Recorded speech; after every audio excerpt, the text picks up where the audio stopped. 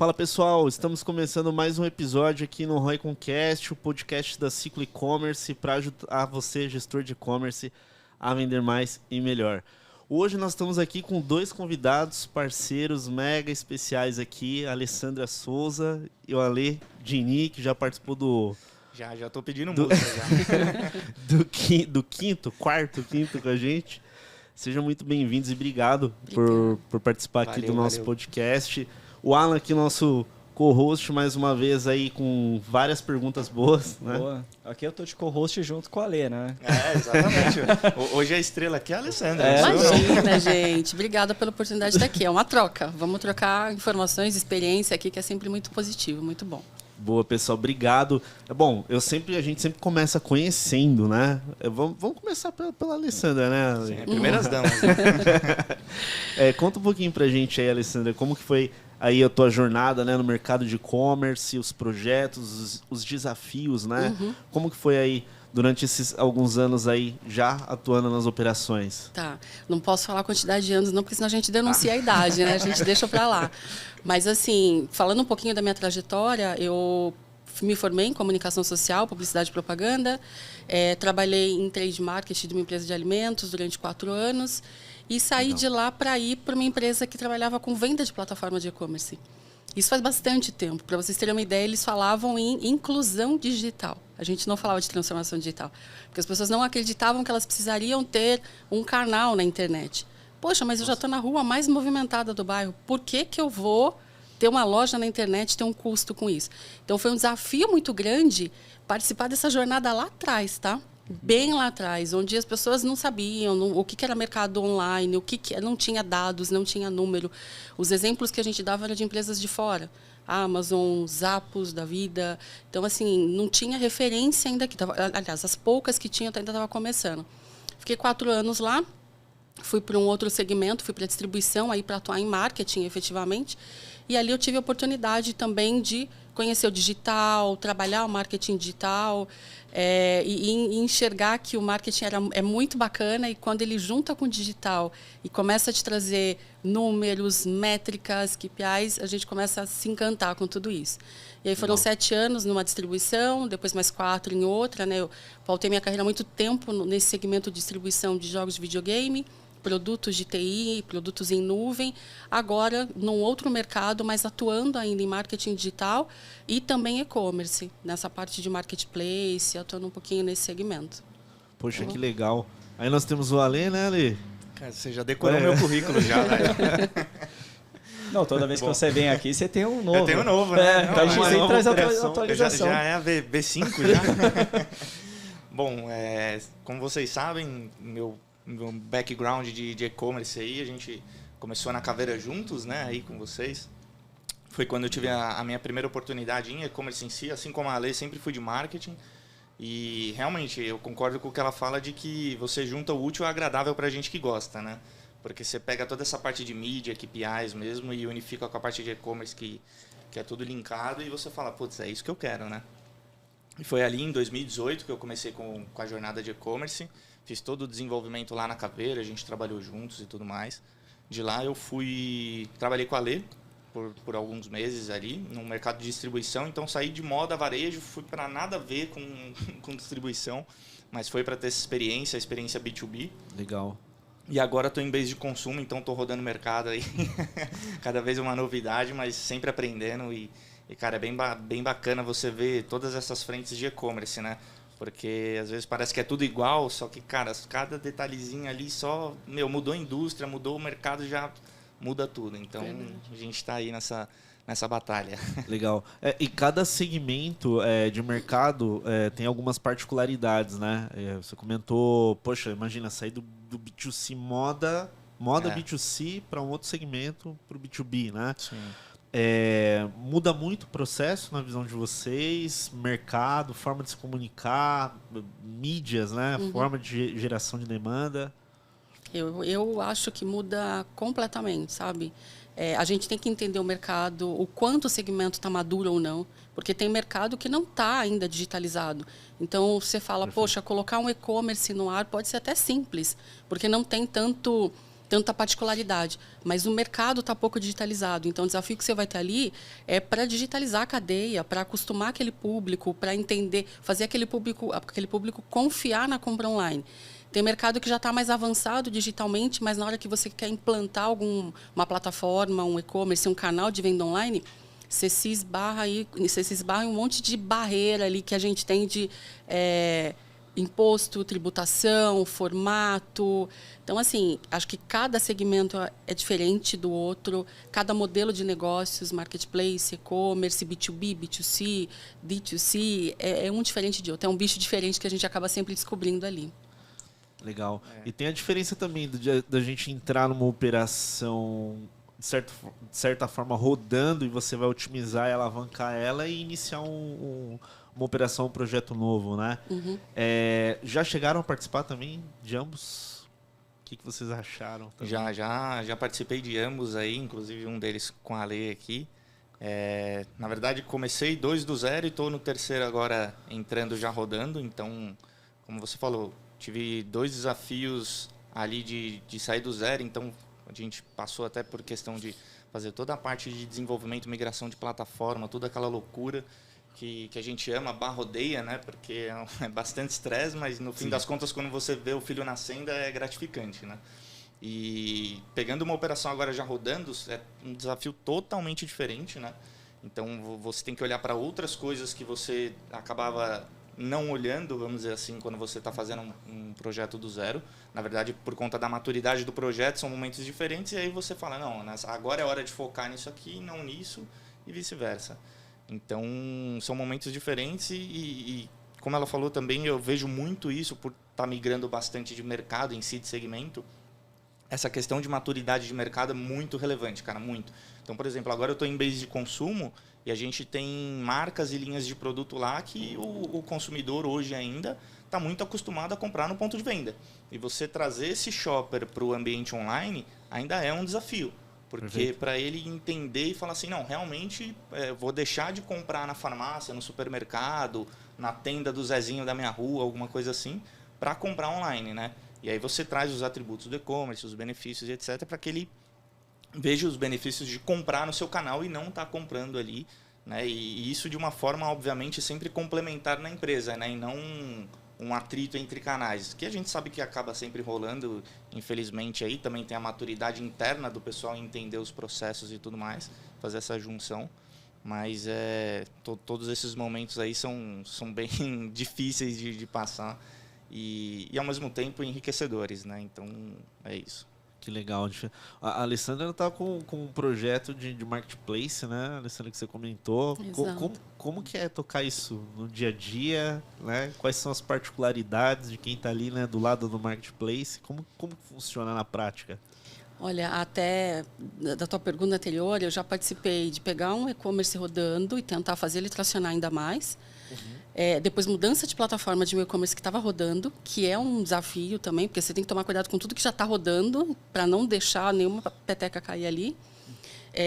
Fazer um B2B do zero, que aí você tem que entender toda a parte de regra de negócios, desafios, o que vem, e o marketplace agora. Então, como a Lê comentou, são momentos diferentes. Eu brinco que você tem que entender que tipo de dor que você vai querer ter ali, porque quando você está com a operação rodando, a dor é quando você vai colocar ela do zero, a dor é outra. Perfeito. É diferente o marketplace, a gente tem que pensar em muita coisa, além do que a gente já tem no dia a dia da venda, né?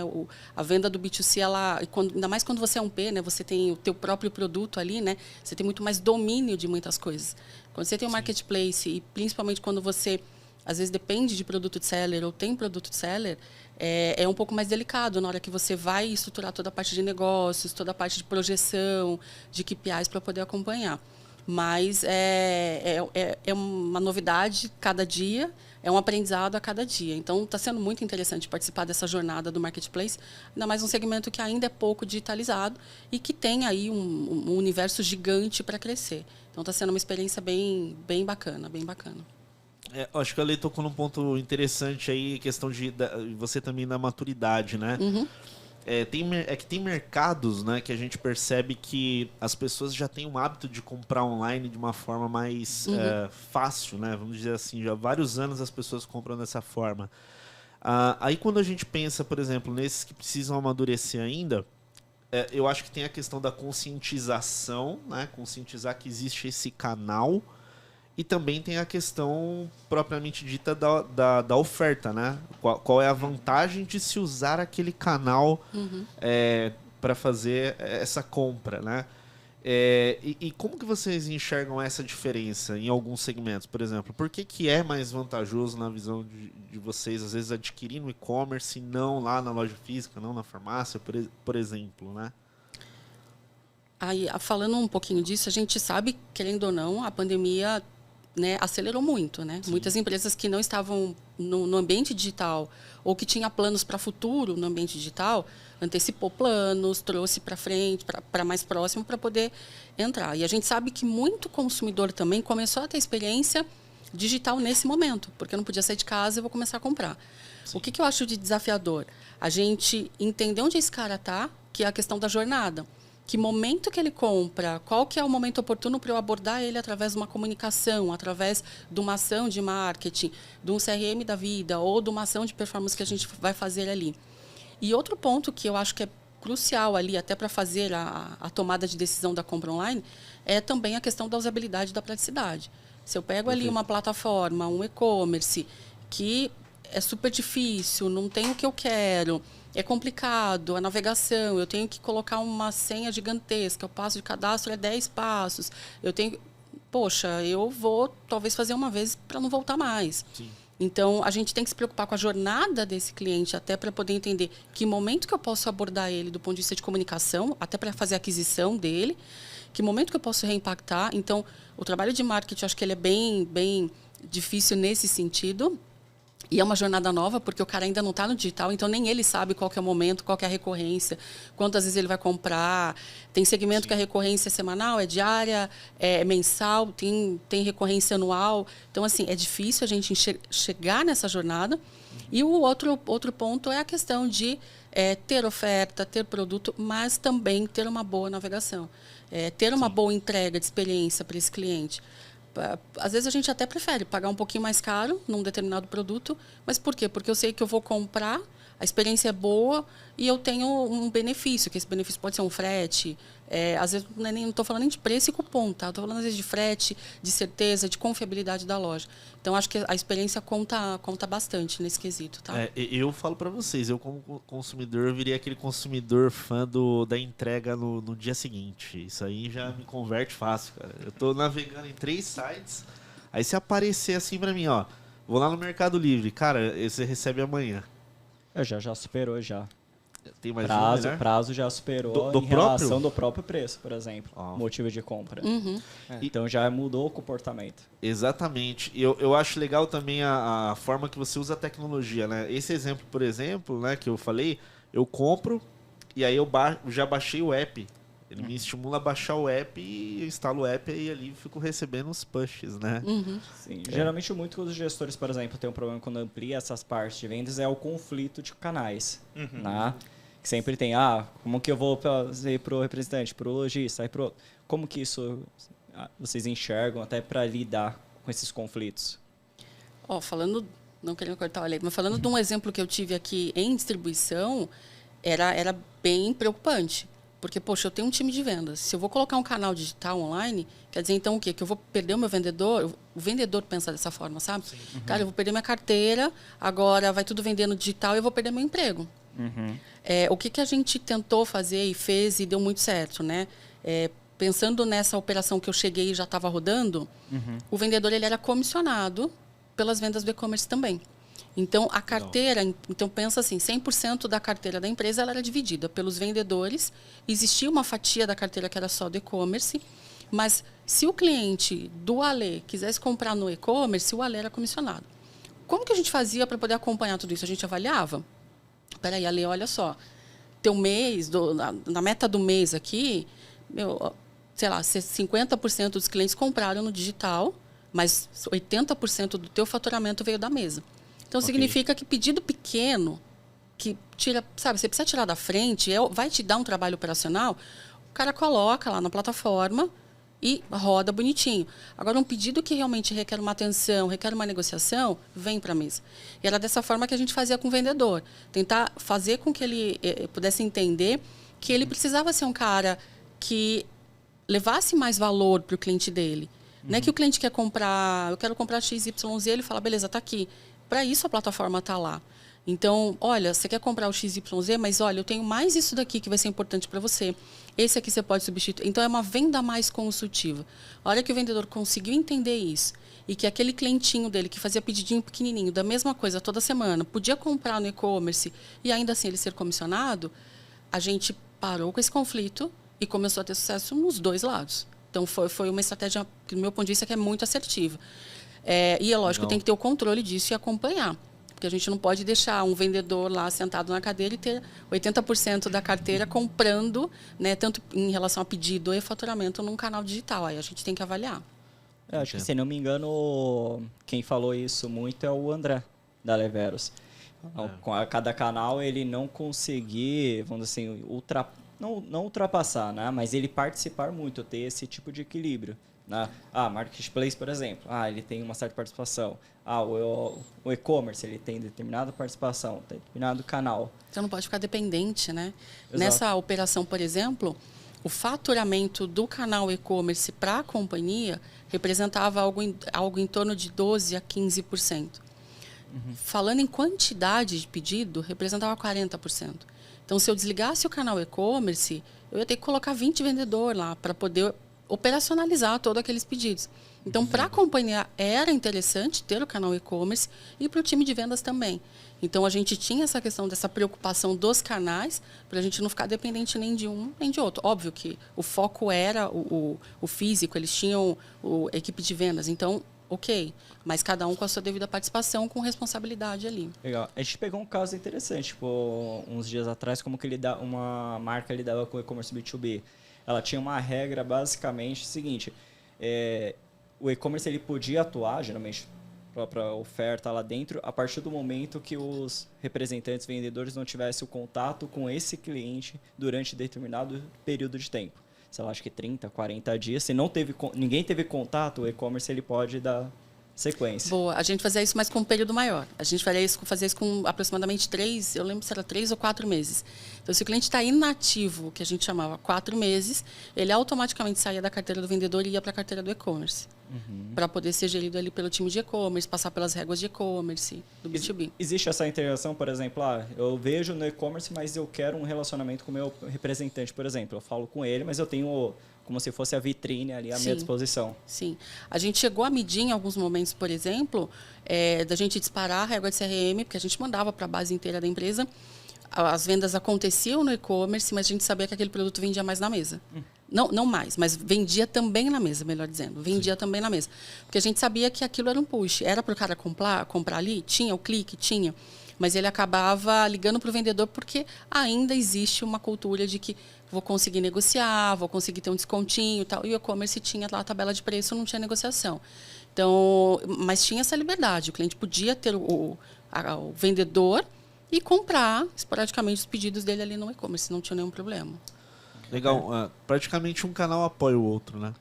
E é bem interessante isso que a Ale comentou, porque, por exemplo, o que as pessoas também têm que entender, e os vendedores, no caso, de trazer para a carteira deles, para esses clientes, por exemplo, esses menores, é que, assim, muito do tempo desse vendedor geralmente está dedicado às contas grandes, porque é aquilo que faz o mês do cara, né?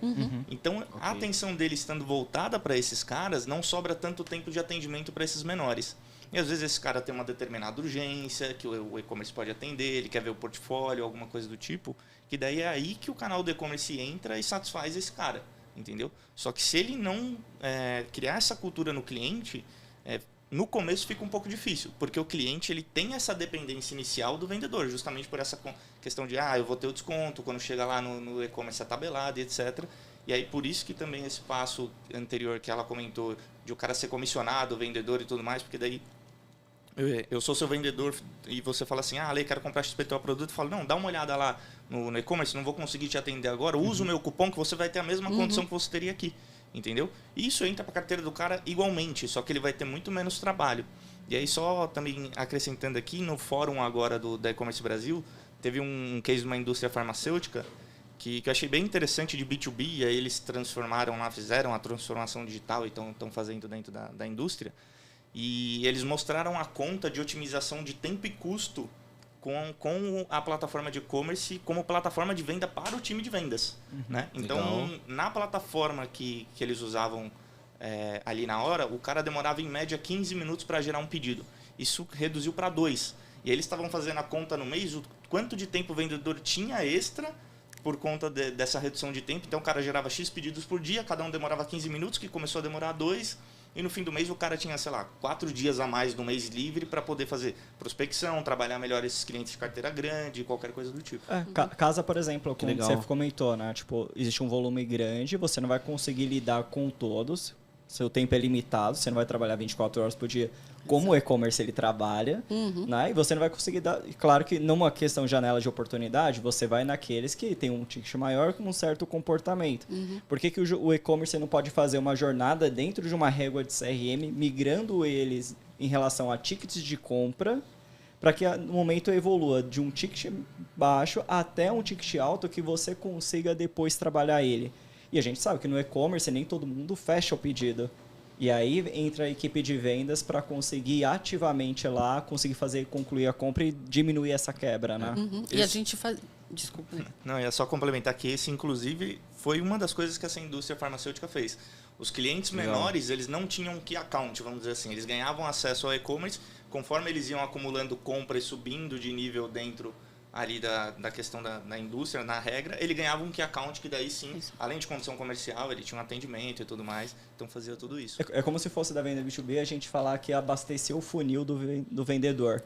O e-commerce ele vai abastecer o seu funil. Pipeline, o famoso pipeline do vendedor. Exato. Ali. Você vai colocar, migra ele para um momento de compra para você que você tenha um menor esforço e uma assertividade maior para fechar. E assim, eu acho que é legal a gente até trazer esse assunto pro pessoal que está vendo, desmistificar um pouco ou até quebrar um preconceito que você não pode usar uma área comercial no seu e-commerce, uma área de vendas ativa no seu e-commerce, né? Vamos pegar um exemplo que o Alan falou, né? Imagina ali que a gente tem uma perda, né? A gente somar aquele tráfego que chega, você perde 98%, né? Vamos supor que você consiga recuperar 5% a mais se você fizer uma ação ativa, né? Assim, o quanto que isso geraria de vendas para o negócio. Só que eu acho que às vezes é um modelo tão enraizado que ele precisa ser 100% automatizado que não se considera que você pode somar isso. Você pode somar essa atividade, né? Eu já tive a oportunidade de conhecer operações que fazem isso, né? Que somam a área de vendas de forma ativa, né? Igual você comentou, utilizando o CRM. Então, poxa, aquele pedido maior, né? Que não foi concluído, ou até mesmo aquele cliente que sempre compra e às vezes você quer utilizar alguma ação mais ativa em cima dele, né? Então você entra em contato mesmo para estimular com algum benefício para ele. Então eu sei que tem tecnologias, dá para fazer via e-mail, dá para fazer via SMS, mas não descarta também, né, a possibilidade da área comercial, né? Não. Até em uma das empresas que eu passei, o time de e-commerce ele era composto por 2 pessoas do atendimento. Então, além de toda a tratativa do pós-venda que a gente sempre tem, de boleto, segunda via, entrega, como é que tá, elas também tinham o papel de olhar carrinho abandonado e, de repente, uma negociação. Então, o inverso também é verdadeiro. Da mesma forma que da carteira do vendedor ele pode jogar um fluxo de cliente para o e-commerce, para o canal digital, quando a gente se deparava ali com pedidos muito alto, volume grande, a gente, merece uma atenção, merece uma negociação, que é o que a Ale comentou. Vou levar ele para uma carteira, para um atendimento especial. E esse atendimento das meninas que elas faziam ali, resgatava um faturamento, às vezes mensal, 100, 150 mil, que podia ser perdido. Então, a gente não está aqui para perder, né? A gente está aqui para poder faturar, para poder chegar. Então, a gente tem sim que traquear todos os meios digitais.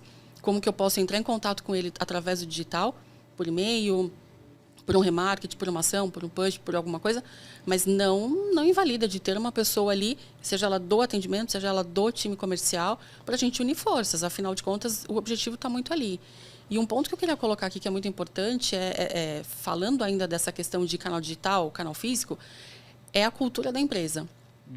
Se a empresa não tiver uma cultura de que os dois são complementares, de que os dois têm um objetivo, vão atender o objetivo da empresa, fica difícil, porque as pessoas não percebem, não sentem isso, e cria, às vezes, até uma competição que não é saudável, poxa, eu vou atender vendas, mas não vou atender o e-commerce.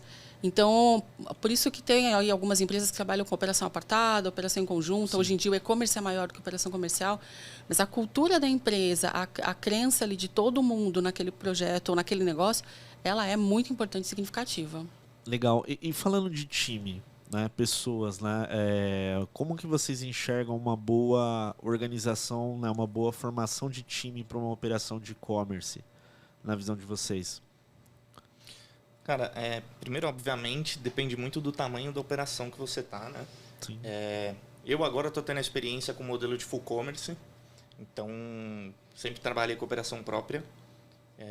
Vantagens e desvantagens, obviamente, mas eu, Alexandre, prefiro ter grande parte da operação interna. Eu acho que faz mais sentido você ter interna. Por quê? Quando você vai para uma operação de full commerce, é muito problema que você tem com relação, por exemplo, a quando você contrata uma agência, seja de mídia, de comunicação, qualquer coisa do tipo. Os caras não estão inseridos no dia a dia. Então, por não estarem inseridos, eles não se aprofundam e não têm conhecimento do produto, não têm conhecimento do shopper, mal e mal têm conhecimento da jornada. Então, às vezes, eles ficam muito blocados no operacional. E eles não avançam para o tático e muito menos para o estratégico. E aí, às vezes você acaba ficando sobrecarregado porque você acaba tendo que pensar em todos os níveis ali e você não consegue pensar e executar tudo aquilo, né? Então, tendo algumas frentes mais estratégicas que fazem sentido, como, por exemplo, para mim, mídia performance, CRM, né? Isso são 2 pontos que, para mim, tem que ser internos. Tem que ser pessoas que estão dentro respirando aquilo para poder rodar de uma forma realmente efetiva. Agora a parte mais de fulfillment, cara, armazenagem, despachar pedido e etc. Aí beleza, se você quiser você terceiriza, aí não tem problema nenhum, não é algo que a princípio você vai ter tanto problema estratégico. Entendi. Poxa, interessante. Nota alguma diferença de skill, por exemplo? Sim, tem bastante diferenças. De novo, o pessoal é muito focado no operacional. Então, você vai fazer reuniões com a galera e você vê que os caras estão muito focados só no raso ali, então da operação da plataforma mesmo e etc. E aí você fala assim, cara, que pra gente por estar dentro acaba sendo tão óbvio, né? E aí você até fica pensando, meu, não é possível que ele não tá vendo isso, né? Você fala, cara, você já pensou em comunicar, por exemplo, essa copy aqui de Google Ads dessa forma? Ao invés de falar assim, você está vendo que você falando assim, você está sendo, na verdade, institucional e você está fazendo trabalho do marketing, não de e-commerce? Putz, verdade, faz sentido. Você vai para um CRM também, a gente sabe que, obviamente, não é tudo oferta, mas também não é tudo conteúdo, tem um balanço ali que você tem que fazer. Então, tem essas diferenças de skill, de time e tudo mais. E eu, particularmente, acho e vejo que tem muita carência ainda de profissional para o mercado de e-commerce em geral no Brasil. Pelo menos do que eu trabalho assim. E aí acho que a Alexandra vai concordar comigo. Vocês também já toparam com profissionais de vários níveis aí na carreira de vocês aí, especialmente com a Ciclo. E você, às vezes, vê pessoas que estão sentadas numa cadeira que você fala, cara, essa pessoa não deveria estar aí, essa é a verdade. Você vê que ela não tem ainda uma capacidade plena para ocupar aquela posição e gerir aquilo que está sendo proposto. Às vezes o conhecimento é muito raso, né, Ale? Concordo com alguns pontos que o Ale colocou. Eu gosto da ideia de ter alguém dentro do time, principalmente para áreas chaves, para olhar com... É clichê falar isso, mas com aquele olhar de dono mesmo, de responsável, de dentro do negócio. Gosto de ter parceiros estratégicos, sim, uma agência especializada em SEO, uma agência especializada em performance, uma consultoria especializada que vai tratar ali toda a parte de futuras sprints, melhorias ou correções. Ter uma pessoa de operação dentro de casa, mas ter as operações de logística fora. Então, acho que o que a gente precisa olhar muito é o que é estratégico para a gente ter essas pessoas chaves dentro de casa E aí, o que sai do estratégico, ok, eu posso contratar, eu posso ter ali terceiros. Porque realmente é isso, por mais que a gente tente, a gente faz, a gente trabalha, passa a reunião, viver dentro do negócio é uma coisa, você pegar um briefing numa reunião e ter ali informação da necessidade é outra coisa completamente diferente. Legal. E entender também assim, qual que é o objetivo da empresa com esse canal. Porque também tem a questão dos times, por exemplo, de tecnologia. Então, é o time compartilhado que vai fazer todo o restante? E aí, na lista de prioridade, ele tem lá a infraestrutura, porque o e-mail não está funcionando, o CRM da empresa como um todo, o RP da empresa como um todo, senão o vendedor reclama que não consegue alocar pedido. E, por último, ali, um bug que deu no e-commerce. Então, é importante entender tudo isso. Se é uma área estratégica, o e-commerce é o que vai mover a empresa para o futuro, para frente. Poxa, então tem uma área importante. Vou puxar uma pessoa aqui, nem que eu tenho que contratar uma consultoria, alguém terceiro, desenvolvedor terceiro, mas eu vou puxar essa frente para dentro daquela unidade, diria unidade de negócio, para aquela frente ali. Tá? Legal. Não, faz muito sentido essa questão que vocês tocaram. E até mesmo assim, do nosso lado aqui, né? Quando a gente faz também separação de projetos. Né? Então, qual que é o perfil de projeto e empresas que decolam legal para quem vai atender, né? E é interessante que todas as empresas que a gente tem alguém, por exemplo, interno, que cuida daquele pedaço ali, seja performance ou qualquer outra frente voltada a vendas, facilita muito o dia a dia da operação e, de certa forma, a entrega flui muito rápida, né? É diferente, às vezes, quando existem operações que tem até aquele dono que está metendo a mão ali no marketing, mas ele tá porque não tem ali alguém ali dentro. Uma devolutiva à altura, né, que ele precisa. Mexendo nas campanhas que você programou, né? Exato. Aí ele vai lá, né? Aí ele vai contratar uma agência, né, pelo trabalho. Então, assim, ele contrata acreditando que ele vai contratar e ele não vai precisar se comunicar. Não digo nem olhar a campanha, eu digo se Meu comunicar. problema está resolvido, né? Tá lá. Tá lá, consegui terceirizar tudo. E eu concordo com o que o Ale falou. Eu vejo assim, existem pedaços ali do marketing, principalmente da estratégia, né? Que não tem como delegar, né? Até a gente diz assim, imagina, o que faz parte, né, do marketing. Promoção, oferta e o preço também. Né? O produto e preço. Como uma empresa de fora vai determinar seu preço ou, né, dizer como que você vai fazer isso, obviamente pode até dar alguma dica se você precisar, né?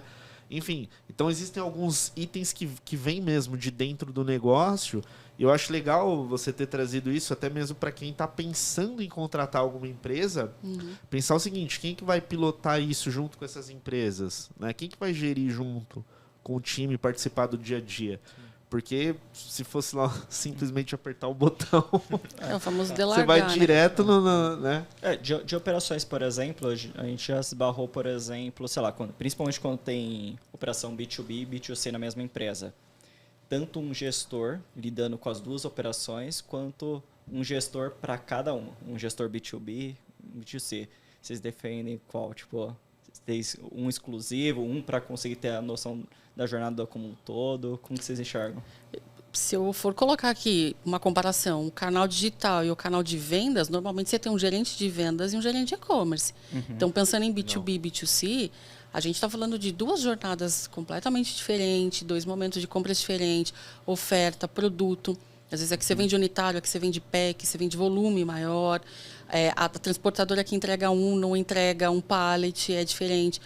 Meu ponto de vista seria ter dois gestores ali para cuidar realmente de verdade de cada um dos canais. Da mesma forma que você tem hoje o gerente. Às vezes tem empresas que têm carteira de cliente que é pequeno, médio e grande. Às vezes tem um gestor regional de vendas, um gestor de key account, um gestor... Então, da mesma forma para o canal e-commerce. Legal. O que a gente nota, por exemplo, é que quando tem um gestor para essas duas partes, uma das operações ela está abandonada. Ou o B2C ele não vende, tipo, o quanto poderia, ou o B2B ele está muito aquém do que poderia escalar. E aí prioriza, né? Desculpa, das duas uma. Ou ele vai olhar para que está trazendo mais resultado, ou ele vai olhar para que ele tem mais afinidade. Concordo. Eu sigo a relatora e e faço só um adendo que eu acho que É o famoso depende, que a gente não gosta de falar muito, mas realmente depende porque às vezes a pessoa tá ali e a operação foi montada assim, né? O que eu estou querendo dizer? A empresa decidiu que ela quer ter as 2 operações. Inicialmente, dependendo da empresa, ela não vai chegar contratando um gestor direto para aquilo, porque ela vai querer testar. Ela vai falar, cara, bota o Alan lá, vamos rodar e vamos ver no que dá. Se o negócio começar a tracionar, beleza, a gente traz alguém ali e coloca para encabeçar isso direto. Então, pegando isso, depende até do modelo de negócio B2C, B2B. Porque, às vezes, tem modelos de negócio B2C, B2B que são muito similares. E aí você não tem tanta diferença operacional ali para conseguir fazer a gestão. Então, até certo ponto, um gestor para as 2 coisas funciona. Mas a nível de escala, tanto para B2C quanto para B2B, aí, de novo, sigo a relatora, tem que ser um para cada um. Ah, legal. A gente conversou, acho que lá no fórum, uma das coisas que a gente percebeu foi esse crescimento, né, do B2B. Antes não se falava tanto em relação ao conteúdo. 2 pontas a gente notou bem. Conteúdos muito voltados para e-commerce B2B, que tem crescido bastante, e também uma forte presença para a parte de marketplaces. Né? Exato. Sim. A gente notou muito isso no fórum. Né? Não sei se foi uma questão, por exemplo, que está vindo, né? Tipo, sei lá, teve pandemia, cortou os intermediários e mostrou que dá para vender para o consumidor final, por exemplo. Principalmente no último evento, os marketplaces estavam trabalhando muito a divulgação dos produtos de ads deles, né? Então, eu vi que o foco foi muito mais nesses produtos de publicidade interna, né? Do que antigamente, que era mostrar a operação do marketplace e tudo mais, né? E até movimento operacional, por exemplo. O Shopee tirou todas as operações, concentrou o Brasil. Mercado Livre acabou fazendo os maiores investimentos aqui no Brasil também para conseguir ampliar. Então, tipo, tá muito em pauta isso daqui, né? Sim. Mas aí, falando um pouquinho do ponto que você colocou em relação ao B2B, o B2B sempre foi um segmento que cresceu muito no digital. Isso desde lá de trás. O que eu acho é que sempre falaram muito pouco, pouco foco, por falta de profissionais e porque você tinha que aprender na raça a fazer. Então, se você está numa indústria, numa distribuição e precisa fazer um e-commerce, a gente tinha que fazer na raça, tinha que aprender na raça, tinha que ir e não tinha muito lugar. Durante toda essa minha jornada, poxa, eu fui buscar curso, fui buscar aprender. E se fala muito do e-commerce B2C. Se falava, hoje está falando muito mais, como você mesmo comentou, de marketplace. Não tinha muito background para pegar, né? Não tinha, era muito próprio, muito no dia a dia, errando, acertando e aprendendo. Mas sempre foi um segmento muito forte, se as pessoas olhassem um pouco mais para isso. Todo mundo focou muito no B2C, cresceu. Por que hoje eu acredito que lá mesmo no fórum tinha Mercado Livre, eu não lembro o nome das meninas, mas o Mercado Livre e a Amazon falando do produto ads deles. Por quê? Cara, eles já estão com uma marca consolidada. Já é um marketplace que a maioria das empresas estão lá dentro, tanto outros e-commerces B2C, até mesmo indústria. Cara, se eu já tenho fatia, eu já tenho usuário o suficiente, já tenho seller suficiente, tenho um ecossistema aqui que entrega uma série de fatores. Agora eu vou querer rentabilizar muito mais do que eu já rentabilizo. Eu já rentabilizo com comissão, já rentabilizo em cima de pagamento, meio de pagamento que eu tenho aqui, já fecha a conta, logística já fecha a conta. Opa, agora eu preciso rentabilizar aqui um pouco com ads. E não estão errado, estão fazendo o negócio deles ali para poder alavancar ainda mais. Eu acho que colocando foi na esteira isso, de produtos deles, né? Estão colocando a galera na esteira, porque é isso, já está consolidado. B2C, todo mundo já está careca de saber. A maioria da galera que está ali naquele evento já é seller ou já conhece. Então, o que eles vão fazer? Cara, se você é seller ou se você não é, você ainda tem essa possibilidade aqui de alavancar seu negócio por meio de ads. Ao invés de você gastar um CAC XPTO com Google, Facebook, você tem um CAC 10 vezes menor aqui dentro e uma conversão X vezes maior, porque o cara já está dentro da plataforma, enfim. Aí os caras abordam dessa forma, né? Explorar, né? Faz sentido. Que, vamos assim, aumentou-se muito, tipo, muitos anos o investimento em mídia, né? Cada vez mais tirando off, indo para o online. Só que, quando assim, acho que até por falta de exposição, os marketplaces nunca bateram tanto nessa tecla em eventos. E deixou uma receita que estava deixando para as outras plataformas de mídia. Tá todo mundo vendo o Google e Facebook ficar cada vez mais rico, vamos internalizar, né? Ou que ele, né? Então, o próprio Mercado Livre, a própria Amazon, fazendo eles os seus devidos investimentos para poder manter aquele público. Hoje já existe uma fidelização, né? A Amazon tem o Prime, Mercado Livre tem lá a fidelidade deles com as estrelinhas, com tudo mais. Se eu já tenho um público fiel e eu não preciso ficar mais gastando tanto investimento, eu vou fazer com que dentro de casa esses sellers que estão aqui possam ser beneficiados. Só que para ele ser beneficiado, eu também vou ser um pouquinho aqui. Então, está aqui meu planinho de mídia de ads, que é o que eles fazem. Não, show. Legal. E a tecnologia, ela apoia muito nesse processo, né? Porque, por exemplo, eu estava mapeando um pouco desse ecossistema de mídia interno. A gente tem tanto a questão dos displays, quanto até termos de busca similar ao do Google dentro dos marketplaces para você trabalhar lance, né? Então, eu acho que é um processo natural quando você começa a ter uma audiência muito grande, né? Você pegar um marketplace já consolidado, o volume de tráfego que ele tem de acesso direto é muito alto, né? Então, faz todo sentido utilizar esse recurso, né, para rentabilizar também, né? É até uma opinião que o André comentou comigo, né? No podcast dele, ele falou, olha, com certeza é mais uma frente para rentabilizar também a operação. Porque acho que tinha saído uma matéria recente da Americanas, né? Que estava em relação aos problemas e justamente puxou essa parte de ads para conseguir rentabilizar, porque era uma fatia muito pouca de mídia. Sim. Que representava. Então aí acho que é um ponto para conseguir dar escala nessa, querendo ou não, uma nova fonte de receita para essas empresas, né? Porque eles acabam assumindo muito custo, né? Especialmente, por exemplo, até a própria Shopee. Recentemente eles anunciaram que eles estão acabando a farra do frete grátis, né? Até postei no Stories, a Alessandra curtiu lá.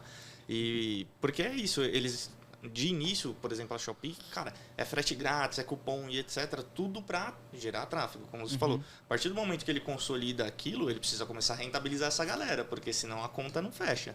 E aí eles vêm para essa parte de ads aí que vocês estão falando. O que precisa ver é o quanto isso é interessante para o seller. Voltamos a falar um pouco daquela questão de canal, né? Não ter uma dependência. Então, se eu sou um seller dentro desses canais, eu sou um seller dentro da Submarino, da Americanas, da Amazon e do Mercado Livre. O quanto cada canal representa de vendas para mim e o quanto a conta para mim fecha. O quanto sobra aqui, tirando comissão, tirando isso. Quanto que sobra aqui no meu caixa para eu saber se eu consigo e está sendo rentável esse canal. Ele pode estar trazendo vendas, ele pode ser uma vitrine. Mas será que eu, além de todo o investimento que eu já faço ali, investimento não, mas assim, a comissão, será que vale a pena eu investir em mais ads? Porque cada vez também fica mais difícil. Quanto mais sellers também essas plataformas têm, mais gera competitividade. Não é só preço, eu tenho que aparecer, porque às vezes eu posso ter um preço bom e não estou aparecendo porque eu não paguei o buy box. Então, eu não paguei o buy box, não vou aparecer. Mas espera aí, se eu baixo o preço, pago o buy box, a conta não fecha. Então, tem que ser muito bem estruturado por parte do seller. Eu acho, por exemplo, querendo ou não, o Marketplace, ele se torna um canal de vendas assim como a loja física, querendo ou não. E aí, beleza, você diversifica em relação aos marketplaces. Aí você tem, acho que, um problema aí em relação à rentabilidade. Cada vez, por exemplo, acho que foi a Shopee, se não me engano, que aumentou o percentual. Agora deve estar em 20%. Tá em 20%. Normalmente eles chegam com uma entrada, nossa, aquela taxa... Aí baixa, toma mais 2 e A Amazon fez chega isso quando chegou aqui também. A taxa era super lá embaixo. O Mercado Livre ficou até meio assim. Logo na sequência aumentou. Exato. Aí você vai começando dessa ponta. O que a gente acha que até é perigoso você depender disso, até porque é um canal que não é seu. Sim. Não é seu. É construir no terreno alugado. Exato. Você não tem marca ali, você não está trabalhando. O quanto que isso é saudável você não construir, você não trabalhar a sua marca, deixando em outras plataformas que você não tem controle. E aí volta naquilo que vocês estavam falando, por isso que tem muita gente que trabalha muito forte no marketplace, e o cara da bicicleta lá, que ele tá preocupado em fomentar o canal dele do direto, do e-commerce direto. Porque às vezes alguma coisa vicia, né? Marketplace, você vai não, lá, começa a ter resultado, por que eu vou mexer em time que tá ganhando? Exato. Mas vocês lembram daquele caso, daquela vez que o WhatsApp ficou fora do ar durante um dia? Sim. Hoje em dia tem segmentos que falam, quando você pergunta se o cara é digitalizado, ele fala sou. Ah, você tem uma loja online? Não, eu vendo no WhatsApp. Então ele acha que isso é digitalização. E tem gente que fica na dependência do WhatsApp. Então, como é que você constrói uma casa no terreno alugado? Não dá. Então, entenda isso. O WhatsApp pode ser um excelente canal, pode ser e é. Mas o quanto de dependência eu vou ter nisso daqui? Não posso. Então, por isso que olhar também o share de aquisição é importante. Se eu estou numa dependência de aquisição de tráfego, de sessão para o meu site, só por shopping, opa, e aí? Se acontece alguma coisa? Virada de campanha para Pimex. Meu Deus. Caiu o XML. Caiu o XML. Pronto. Acabou com as tuas vendas. E aí você tem um problema. Então, por isso que a gente fala, brincar de e-commerce, gente, não dá. É um assunto sério, é um negócio sério. E as pessoas precisam ter esse olhar também. Exato. Acho que teve até um caso que a gente conversou com uma operação que vendia, acho que dependia bastante de marketplace. E aí daqui a pouco ficou preso um valor lá, né? Ah, sim. Teve um marketplace que aconteceu isso. Eu tive a oportunidade, segmento de saúde, né? Ficou literalmente preso mais de um mês o valor por questão de reclamação. O repasse ficou retido lá do... Olha o que aconteceu, que é interessante, até para o pessoal que estiver vendo, né? A questão de riscos, né, que a gente está comentando. Houve um problema na parte de entrega, ok?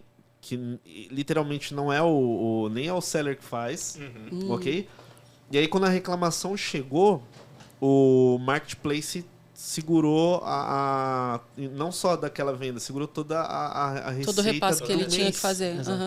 E aí passou de 30 dias, só foi liberado depois de 45, 50 dias. E eu tava... Como que acontece agora, pega a sua operação, o quanto que você vende. Se você vende 500, 600, você tem um repasse lá. Exato. E isso bloqueia. E como é que você faz esse giro depois? E assim, vamos considerar que nesse caso, a gente estava falando de uma operação que o marketplace representava 75% aproximadamente do digital, né? Então, esse exemplo foi... Eu virei e falei, poxa, olha o que acontece, né? E aí, como é que fica? Você tem que ter um puta capital lá para segurar, né? Até você receber, conseguir pagar fornecedor e por aí vai. Então, é um ponto de alerta também. Mas, ao mesmo tempo, eu também entendo, de certa forma, a atitude do marketplace que precisa preservar a imagem e as políticas de uma boa entrega. Então, até você tá na descobrir... política... Exatamente, você está ali na política, né? Então, assim, até descobrir onde foi, né? E aí esse ponto é importante que você comentou. É importante, sempre vai ter algum tipo disso, você só precisa minimizar. A gente está falando de marketplace, mas se você tiver o canal próprio também, que na verdade hoje sempre ele tem dependência em alguma coisa. Ou é do marketplace, ou ele tem uma dependência em Google, ou sempre tem uma forma como essa, e às vezes vai acontecer. Você só precisa minimizar riscos. Exatamente. Tem que ter preocupação. E para você que está assistindo, os caras me deram a autorização para falar da câmera ali. Se você tem um canal de aquisição no seu e-commerce que ele representa mais de 50% da sua receita, fique esperto.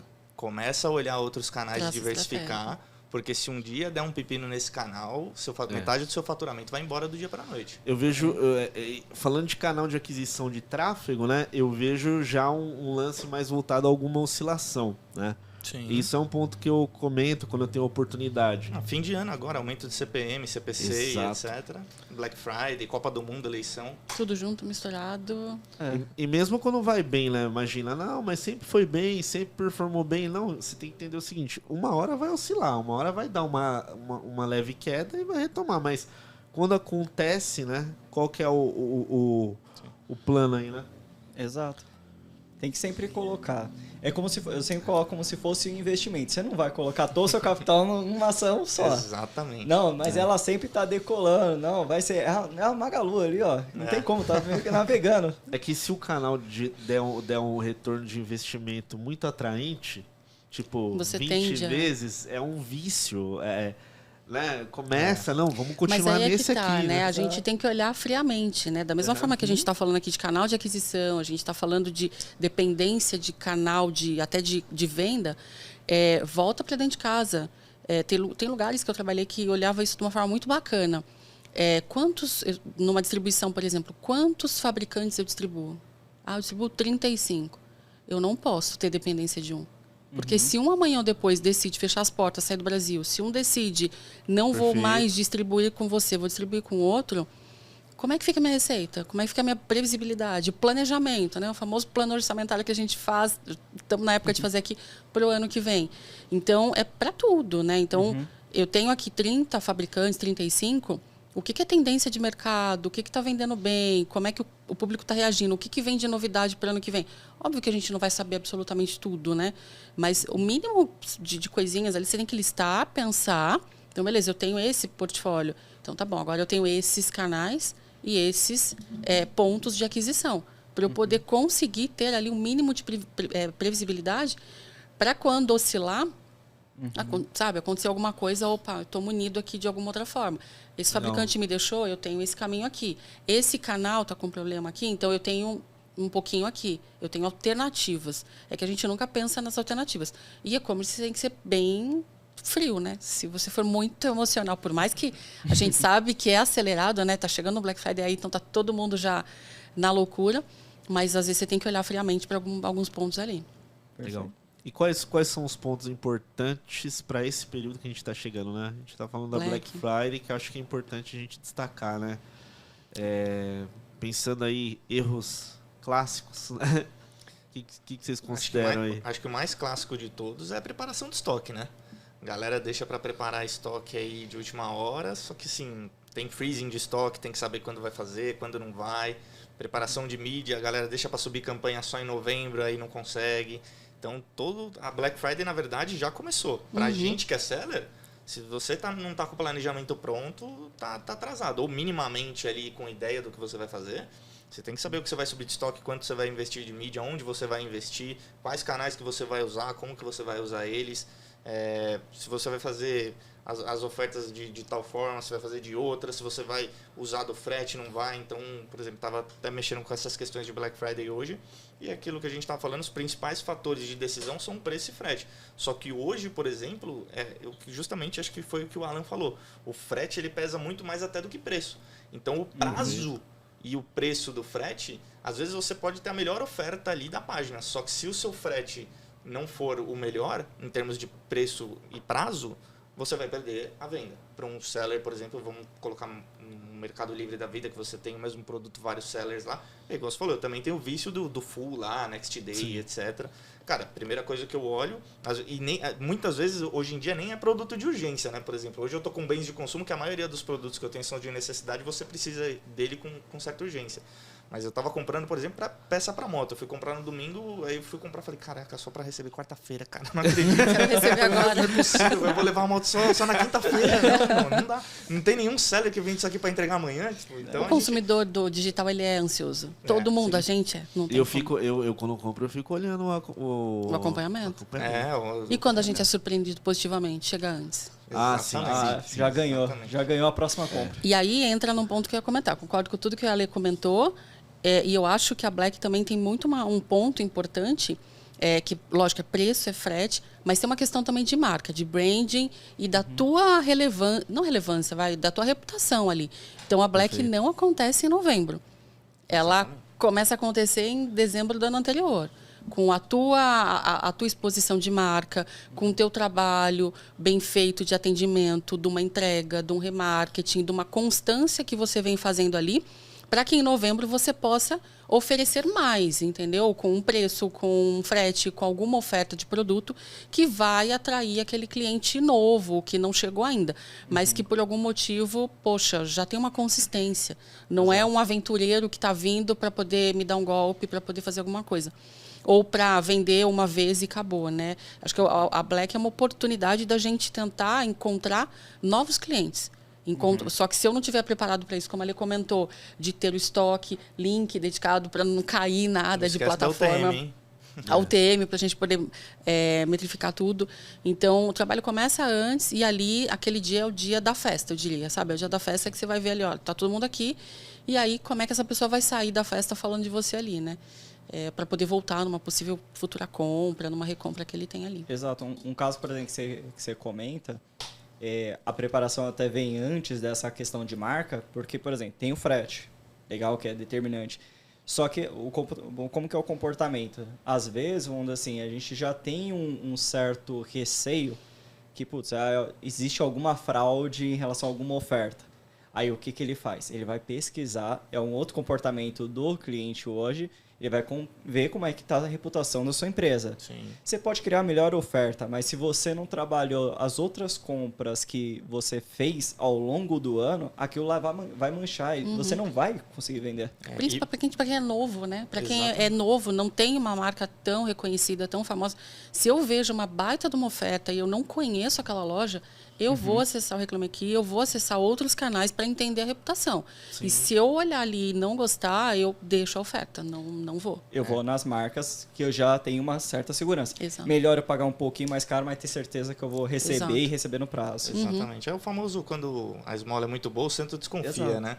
E pegando esse paralelo também, nessa mesma pesquisa eu estava vendo, e aí juntando com essa parte de construção de marca que ela aí falou, você complementou, um dos pontos relevantes hoje é o sistema de avaliação. Se você não tem na sua loja, é interessante que você tenha, né? Porque justamente isso corrobora para falar, não, realmente esse seller aqui, por mais que talvez não seja uma loja ou uma marca conhecida, tem feedbacks positivos, então eu posso dar o meu voto de confiança e fazer uma primeira compra, porque em tese você está resguardado pelo CDC, você pode desistir 7 dias e tudo mais, então eu posso fazer essa compra com mais segurança. E adicional a isso, já tem um tempo que saiu uma atualização do Google, acho que não chegou no Brasil ainda, que o sistema de avaliação vai contar para ranqueamento orgânico, né? Eles estão testando nos Estados Unidos, de novo, não sei se chegou aqui já. Quem não tiver isso não vai ser penalizado, mas quem tiver vai ganhar uma estrelinha ali, o Google vai ranquear melhor. Então, eles estão levando e eles estão com uma inteligência artificial em cima disso para pegar os bots de avaliação ainda, né? Porque a galera bota muito avaliação fake, etc. Então, ele vai pegar e vai olhar isso. E a gente tem esse vício também de reputação, avaliação, por conta dos marketplaces. Todos eles têm isso muito bem trabalhado. E toda vez que a gente vai comprar, a gente olha isso. E de certa forma, isso é bom, né? Porque vai deixando cada vez mais o mercado mais maduro, né? Profissional. Bem mais profissional. Igual a gente tá falando de Black Friday, é lógico, né? A gente tem sempre, como consumidor, sempre tem que tomar cuidado.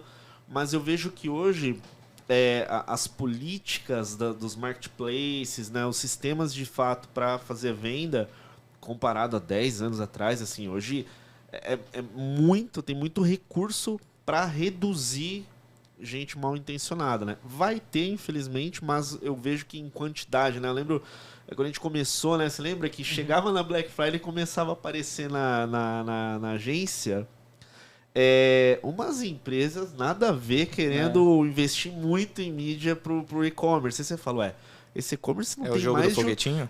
não tem nem mais de um mês, né? Então, assim, infelizmente, né, havia períodos, né, que o pessoal subia uns sites rápido, né, fakes, né, e para a questão de golpe, isso destrói o mercado, né? Mas, assim, hoje, com mais sistemas de segurança, né, as próprias empresas de hospedagem, plataformas de e-commerce, eu vejo que isso vai reduzindo mais, né? Um outro ponto importante, pegando isso que você falou, para Black Friday especialmente, é estar com o antifraude calibrado. Sim. Porque Perfeito. das duas, uma, ou você vai tomar muito na cabeça com fraude, ou você vai barrar muita venda legítima porque o antifraude não está calibrado e você vai acabar perdendo venda. Faz então, sentido, tem né? que estar olhando isso, ver se está certinho, porque às vezes eu vejo muito nas comunidades que eu tô, às vezes a galera falando, putz, do dia para noite, sei lá, parou e as vendas e não está aprovando, e cliente ligando aqui, tentando comprar. Já aconteceu comigo até mesmo, nos e-commerce, de eu ver cliente que já tinha comprado, sei lá, 3, 4 vezes e está tentando comprar de novo e não passava. E aí você via que era algum problema no antifraude lá que estava descalibrado. Então, isso também é um ponto importante para estar olhando. E só um adendo aqui, que a gente está falando muito dessa questão da Black, e as características são muito voltadas para B2C. Quando a gente fala Sim. de B2B, a gente está falando de outro bicho, né? Que o canal B2B, normalmente, ele tem preço fechado, ele não vai para shopping, a oferta é diferente, tem uma antecipação. Então, o B2B vende um mês antes para revenda, É isso que eu ia para perguntar. loja. Quando que acontece essa venda do B2B? Normalmente Já um tá mês acontecendo. antes para poder chegar. E se essa empresa B2B trabalhar com produto importado, trabalhar com importação, a Black começa em março, fevereiro, março. Porque aí você faz o planejamento de compra, coloca para importação, até para ter o frete mais barato, o produto com preço mais competitivo. Não vem aéreo, vem ali via marítimo, que às vezes é um pouco mais barato. Não sei como é que está hoje, tá, gente? Não sou dessa área, mas tem essas negociações para o produto chegar, para você internalizar, para você fazer o preço e oferecer para o varejo ali, para a revenda, para o varejo, para quem quer que seja, em outubro, para que ele esteja preparado para Black em novembro. Como funciona, por exemplo, beleza, o varejo lá, ele tem já a margem dele e ele já consegue, em relação de desconto, e conseguir essa parte.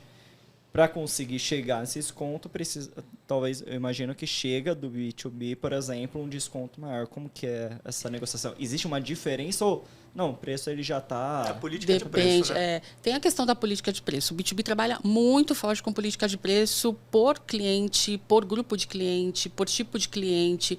Se ele é contribuinte, se não é, aí é uma questão tributária, mas tem muita tabela de preço diferente no B2B. E tem alguns fatores, que aí, por exemplo, a distribuição negocia com o fabricante um rebate. Então, o fabricante repassa um rebate para a distribuição de maneira que ele consiga aplicar aquele rebate no preço para fazer um preço mais competitivo para chegar no varejo. Mas tem algumas regras. Então, por exemplo, a indústria vai direto nos varejos grandes e a distribuição vai nos varejos de médio porte e pequeno porte. Então, o preço tem que ficar equilibrado ali para a gente não ter uma diferença do preço quando a indústria vai direto no varejo ou quando a distribuição vai direto no varejo menor, entendeu? Mas tem vários formatos, Ah, legal, que eu sempre falo, beleza, era a questão do prazo, quando que isso aqui já acontece, então, não, beleza, deve acontecer setembro, outubro ali, para dar tempo. Porque acho que ele já vem pedindo, né? Para ter uma previsibilidade de demanda lá, tem. Para conseguir colocar. E como eu falei, tem muito essa questão do freezing de estoque. Eles precisam receber até tal dia para dar tempo de fazer toda a operação. Senão ele entra em novembro atrasado e ele não consegue vender.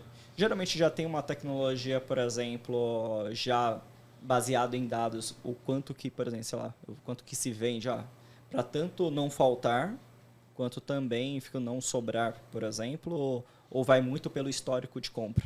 O famoso forecast? Pode ser. Seria. Acho que nisso, quem tem um Power BI aí sabe usar, sai na frente, né? Consegue fazer melhor essa previsão. Eu acho que é melhor pecar pelo excesso, é melhor você sobrar estoque depois e vender com uma margem menor do que você chegar lá e faltar. Então, tem esses pontos. Dá para você fazer uma previsão, sim, se o cara tiver um histórico, a não ser que ele seja muito novo e não tem histórico para isso, mas aí ele pode tentar dar uma olhada no mercado, como que ele performa. Ele puxa por esses dados. Existe tecnologias também similar ao que tem no físico para identificar, igual tem a ruptura de estoque. Sim. Existe tecnologia para detectar a ruptura no digital, no e-commerce também. Eu só não lembro a marca. Eu ia falar e ia acabar divulgando. Mas o problema não é nem a divulgação, eu não lembro a marca.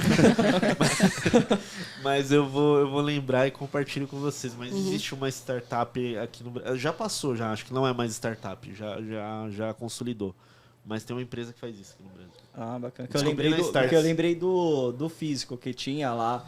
O pessoal, acho que é da série, que fazia a previsibilidade tanto da distribuição quanto do próprio varejo lá, quando que teria que abastecer, né? Só que a previsibilidade tem que estar atrelada também ao que você tiver de meta, né? Porque você só olhar a histórica e não projetar o que você está querendo crescer na Black Friday do ano pro outro. 100% ali.